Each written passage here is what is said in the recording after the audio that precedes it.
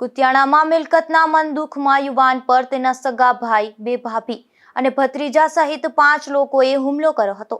જે ઘટનામાં પોલીસે આરોપીઓની ધરપકડ કરી અને કાયદેસરની કાર્યવાહી હાથ ધરી છે.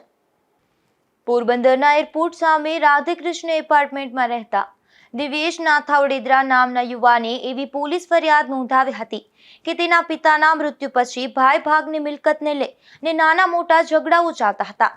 ત્યારે તારીખ 27ના રોજ દિવેશ પોતાના મિત્ર સાથે કુતિયાણા ખાતે ગયો હતો. તેવા સમયે દિવેશનો ભાઈ કારુ નાથાવડેદરા અને ભત્રીજો આકાશ દીપક ઉડેદરાએ બોલાચાલી કરી હતી.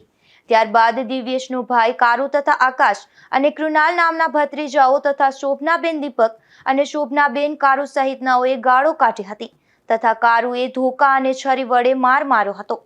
જેમાં પોલીસે દિવેશની ફરિયાદના આધારે આરોપીઓની ધરપકડ કરી કાર્યવાહી હાથ ધરી હતી.